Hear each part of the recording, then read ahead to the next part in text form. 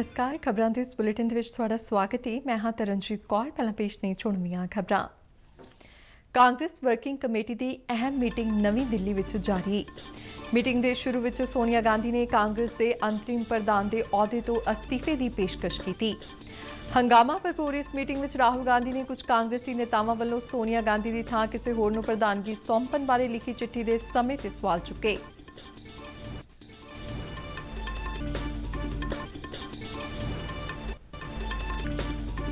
ਅਦਾਲਤ ਦੇ ਅਪਮਾਨ ਲਈ ਦੋਸ਼ੀ ਠਹਿਰਾਏ ਗਏ ਉੱਘੇ ਵਕੀਲ ਪ੍ਰਸ਼ਾਂਤ ਭੂਸ਼ਣ ਨੇ ਜੁਡੀਸ਼ਰੀ ਵਿਰੁੱਧ ਕੀਤੇ ਗਏ ਆਪਣੇ ਟਵੀਟ ਤੇ ਮੁਆਫੀ ਮੰਗਣ ਤੋਂ ਕੀਤਾ ਇਨਕਾਰ।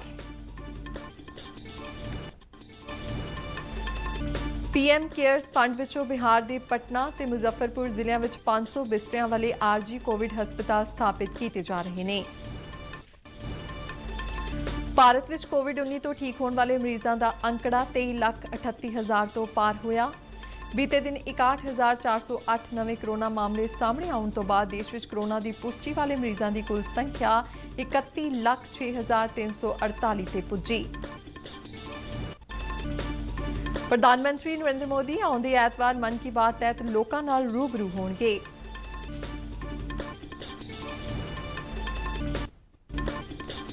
ਤਰਨਤਾਰਨ ਜ਼ਿਲ੍ਹੇ ਦੇ ਪਿੰਡ ਪੁਹਲਾ ਵਿੱਚ ਛਾਪਾਮਾਰੀ ਕਰਨ ਗਈ ਪੁਲਿਸ ਪਾਰਟੀ ਤੇ ਗੈਂਗਸਟਰਾਂ ਵੱਲੋਂ ਫਾਇਰਿੰਗ। ਇੱਕ ASI ਗੰਭੀਰ ਜ਼ਖਮੀ। ਪੁਲਿਸ ਨੇ ਗੈਂਗਸਟਰ ਰਚਪਾਲ ਸਿੰਘ ਦੌਲਾ ਨੂੰ ਕੀਤਾ ਗ੍ਰਿਫਤਾਰ, ਸਾਥੀ ਭੱਜਣ ਵਿੱਚ ਕਾਮਯਾਬ। ਜੰਮੂ ਕਸ਼ਮੀਰ ਦੇ ਰਾਜੌਰੀ ਜ਼ਿਲ੍ਹੇ ਦੇ ਸੁੰਦਰਬਨੀ ਸੈਕਟਰ ਵਿੱਚ LOC ਦੇ ਨਾਲ ਪਾਕਿਸਤਾਨ ਵੱਲੋਂ ਫਾਇਰਿੰਗ। ਭਾਰਤੀ ਫੌਜ ਨੇ ਦਿੱਤਾ ਮੂੰਹ ਤੋੜ ਜਵਾਬ। ਤੇ ਫਿਲੀਪੀਨਸ ਦੇ ਜੋਲੋ ਸ਼ਹਿਰ ਵਿੱਚ IS ਅੱਤਵਾਦੀਆਂ ਵੱਲੋਂ ਕੀਤੇ ਗਏ 2 ਵੱਖ-ਵੱਖ ਬੰਬ ਧਮਾਕਿਆਂ ਵਿੱਚ 14 ਵਿਅਕਤੀਆਂ ਦੀ ਮੌਤ, 75 ਤੋਂ ਵੱਧ ਜ਼ਖਮੀ। ਤੇ ਹੁਣ ਖਬਰਾਂ ਵਿਸਥਾਰ ਨਾਲ। ਨਵੀਂ ਦਿੱਲੀ ਵਿੱਚ ਕਾਂਗਰਸ ਵਰਕਿੰਗ ਕਮੇਟੀ ਦੀ ਮੀਟਿੰਗ ਜਾਰੀ ਹੈ। ਇਸ ਮੀਟਿੰਗ ਦੌਰਾਨ ਕਾਂਗਰਸ ਪਾਰਟੀ ਦੀ ਅੰਤਰਿਮ ਪ੍ਰਧਾਨ ਸੋਨੀਆ ਗਾਂਧੀ ਨੇ ਅਸਤੀਫਾ ਦੇਣ ਦੀ ਪੇਸ਼ਕਸ਼ ਕਰਦਿਆਂ ਉਹਨਾਂ ਦੀ ਥਾਂ ਤੇ ਨਵਾਂ ਪਾਰਟੀ ਪ੍ਰਧਾਨ ਚੁਣਨ ਲਈ ਵਰਕਿੰਗ ਕਮੇਟੀ ਨੂੰ ਬੇਨਤੀ ਕੀਤੀ। ਅੱਜ ਦੀ ਇਸ ਮੀਟਿੰਗ ਵਿੱਚ ਕੁਝ ਹੰਗਾਮਾ ਵੀ ਹੋਇਆ ਜੋ ਕਾਂਗਰਸ ਪਾਰਟੀ ਲਈ ਕੋਈ ਚੰਗੇ ਸੰਕੇਤ ਨਹੀਂ ਹਨ। ਪਾਰਟੀ ਦੇ ਸਾਬਕਾ ਪ੍ਰਧਾਨ ਰਾਹੁਲ ਗਾਂਧੀ ਨੇ ਵੱਖ-ਵੱਖ ਪਾਰਟੀ ਆਗੂਆਂ ਵੱਲੋਂ ਲਿਖੀ ਚਿੱਠੀ ਦੇ ਸਮੇਂ ਤੇ ਸਵਾਲ ਚੁੱਕੇ।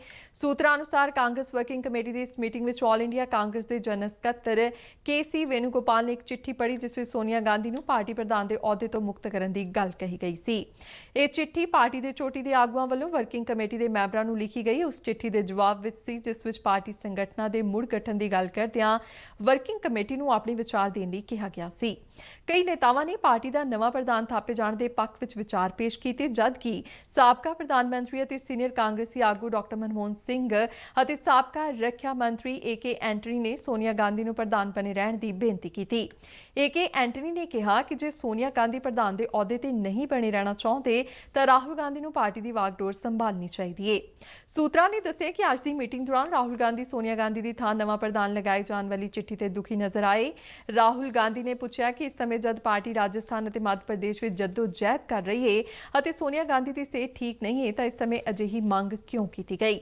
ਉਨ੍ਹਾਂ ਕਿਹਾ ਕਿ ਪ੍ਰਧਾਨ ਬਦਲਣ ਬਾਰੇ ਫੈਸਲੇ ਸੰਬੰਧੀ ਚਿੱਠੀ ਤੇ ਚਰਚਾ ਕਾਂਗਰਸ ਵਰਕਿੰਗ ਕਮੇਟੀ ਵਿੱਚ ਹੋਣੀ ਚਾਹੀਦੀ ਹੈ, ਨਾ ਕਿ ਮੀਡੀਆ ਵਿੱਚ। ਪੰਜਾਬ ਦੇ ਮੁੱਖ ਮੰਤਰੀ ਕੈਪਟਨ ਅਮਰਿੰਦਰ ਸਿੰਘ ਨੇ ਵੀ ਕਿਹਾ ਹੈ ਕਿ ਉਨ੍ਹਾਂ ਨੂੰ ਵਰਕਿੰਗ ਕਮੇਟੀ ਦੀ ਮੀਟਿੰਗ ਵਿੱਚ ਪ੍ਰਧਾਨਗੀ ਬਾਰੇ ਤਬਦੀਲੀ ਸੰਬੰਧੀ ਚਿੱਠੀ ਤੇ ਦੁੱਖ ਹੋਇਆ ਹੈ। ਹੋਰਨਾਂ ਤੋਂ ਇਲਾਵਾ ਗੁਲਾਮ ਨਬੀ ਆਜ਼ਾਦ ਨੇ ਵੀ ਇਸ ਚਿੱਠੀ ਤੇ ਦਸਤਖਤ ਕੀਤੇ ਨੇ। ਕਪਿਲ ਸਿੱਬਲ ਨੇ ਕਿਹਾ ਹੈ ਕਿ ਅਸੀਂ ਰਾਜਸਥਾਨ ਵਿੱਚ ਕਾਂਗਰਸ ਪਾਰਟੀ ਦਾ ਪੱਖ ਰੱਖਣ ਵਿੱਚ ਸਫਲ ਰਹੇ।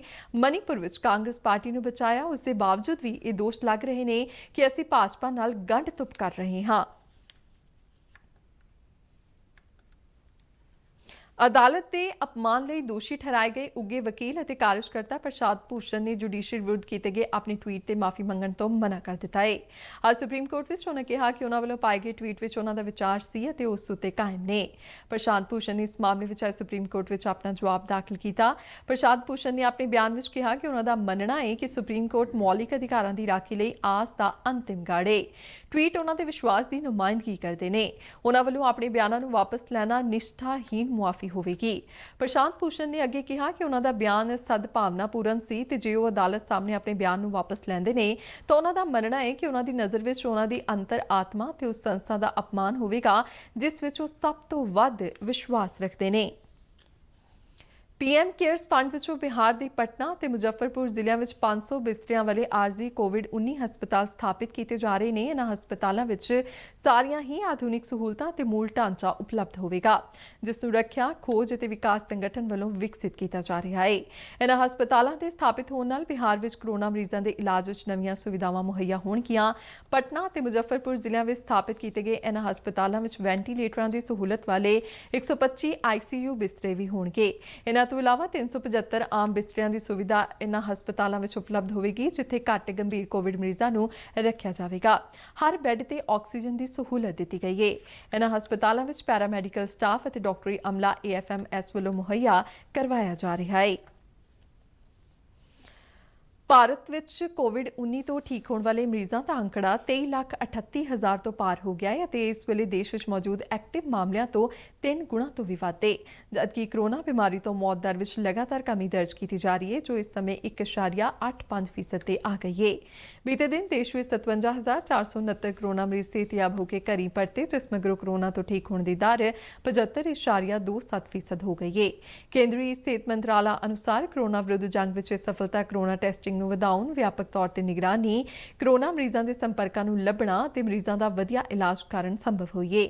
ਇਸੇ ਦੌਰਾਨ ਬੀਤੇ ਦਿਨ ਭਾਰਤ ਵਿੱਚ ਕਰੋਨਾ ਵਾਇਰਸ ਦੇ 61,408 ਨਵੇਂ ਮਾਮਲੇ ਸਾਹਮਣੇ ਆਉਣ ਤੋਂ ਬਾਅਦ ਦੇਸ਼ ਵਿੱਚ ਹੁਣ ਤੱਕ ਕਰੋਨਾ ਵਾਇਰਸ ਦੀ ਪੁਸ਼ਟੀ ਵਾਲੇ ਮਰੀਜ਼ਾਂ ਦੀ ਸੰਖਿਆ 31,06,348 ਤੱਕ ਪਹੁੰਚ ਗਈ ਹੈ।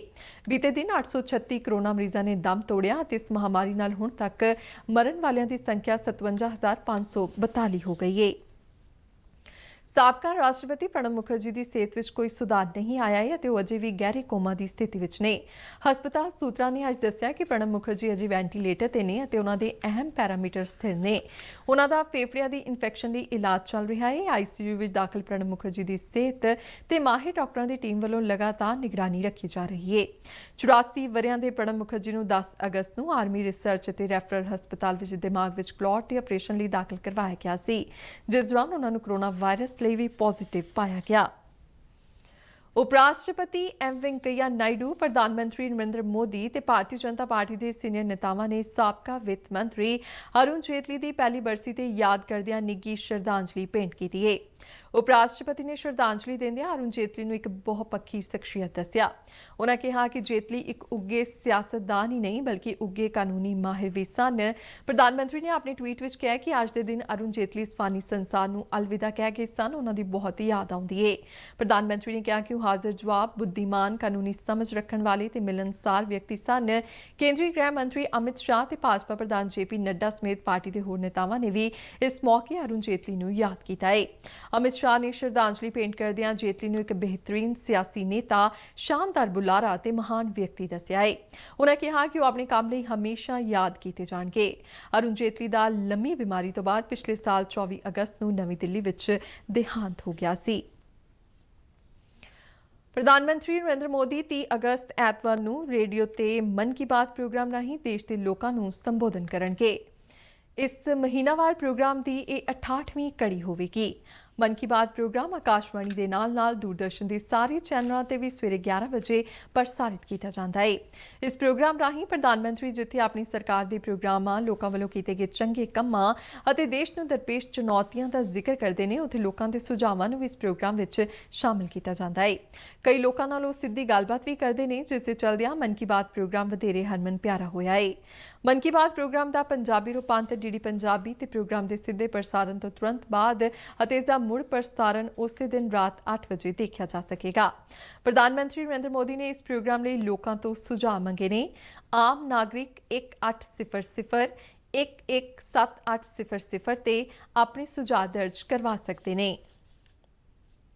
ਤਰਨਤਾਰਨ ਜ਼ਿਲ੍ਹੇ ਦੇ ਪਿੰਡ ਪੁਹਲਾ ਵਿੱਚ ਗੈਂਗਸਟਰਾਂ ਦੀ ਮੌਜੂਦਗੀ ਬਾਰੇ ਇਤਲਾਹ ਮਿਲਣ ਤੋਂ ਬਾਅਦ ਭਿੱਖੀਵਿੰਡ ਥਾਣੇ ਦੀ ਇੱਕ ਪੁਲਿਸ ਪਾਰਟੀ ਨੇ ਛਾਪਾ ਮਾਰਿਆ। ਇੱਥੇ ਮੌਜੂਦ ਗੈਂਗਸਟਰਾਂ ਨੇ ਪੁਲਿਸ ਪਾਰਟੀ ਤੇ ਫਾਇਰਿੰਗ ਕਰ ਦਿੱਤੀ। ਇਸ ਫਾਇਰਿੰਗ ਵਿੱਚ ASI ਮਲਕੀਤ ਸਿੰਘ ਗੰਭੀਰ ਜ਼ਖਮੀ ਹੋ ਗਿਆ, ਜਿਸ ਨੂੰ ਭਿੱਖੀਵਿੰਡ ਦੇ ਇੱਕ ਹਸਪਤਾਲ ਵਿੱਚ ਦਾਖਲ ਕਰਵਾਇਆ ਗਿਆ ਹੈ। ਪ੍ਰਸਾਰ ਭਾਰਤੀ ਦੇ ਨੁਮਾਇੰਦੇ ਨੇ ਦੱਸਿਆ ਕਿ ਪੁਲਿਸ ਨੂੰ ਇਤਲਾਹ ਮਿਲੀ ਸੀ ਕਿ ਰਛਪਾਲ ਸਿੰਘ ਦੌਲਾ ਬਦਨਾਮ ਗੈਂਗਸਟਰ ਪੁਹਲਾ ਪਿੰਡ ਵਿੱਚ ਲੁਕਿਆ ਹੋਇਆ ਹੈ। ਪੁੱਚਰ ਕਲਾਂ ਦੇ ਰਹਿਣ ਵਾਲੇ ਇਸ ਗੈਂਗਸਟਰ ਦੀ ਪੁਲਿਸ ਨੂੰ ਕਤਲ ਅਤੇ ਸਮਗਲਿੰਗ ਦੇ ਕੇਸਾਂ ਵਿੱਚ ਭਾਲ ਸੀ।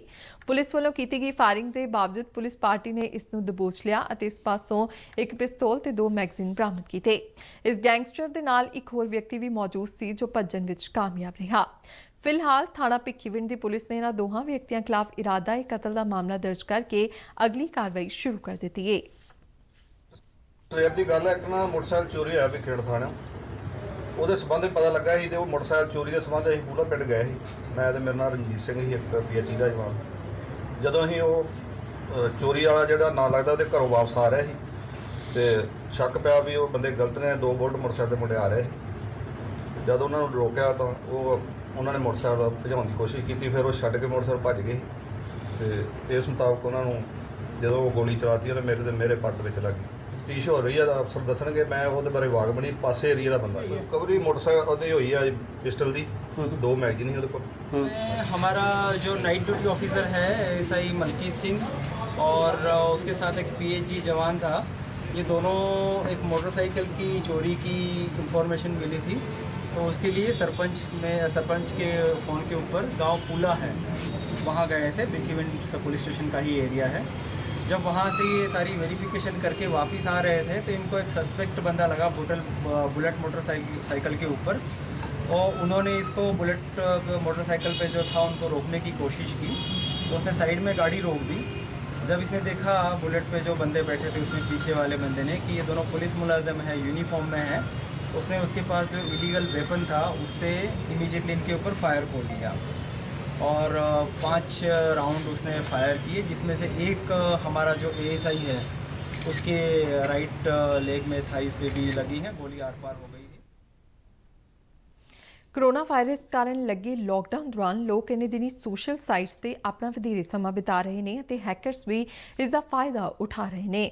फाजिलका विजिलेंस के DSP राजकुमार सामा दे नाल भी कुछ अजिही घटना वापरी जद झारखंड के हैकरां ने फेसबुक ते उन्हां दी जाली ID बना के उन्हां दे दोस्तां पासों पैसे दी मंग कीती। दोस्तां वल्लों DSP साहब नूं फोन करके पुछ जाण ते हैकरां दा सारा राज खुल गया अते लोकां नूं वड्डी चपत लगणों बच गई। DSP राजकुमार दे एक मित्र नूं फोन आया कि उन्हां फेसबुक ते दस्सिया कि उन्हां दे एक होर दोस्त दी मां हस्पताल विच भर्ती है अते उन्हां दे इलाज लई 10,000 रुपए दित्ते जाण। अगले दिन DSP दे कई होर दोस्तां दे भी फोन आए कि मैसेंजर ते चैटिंग करके 2 ਤੋਂ 5,000 रुपए की मंग की गई।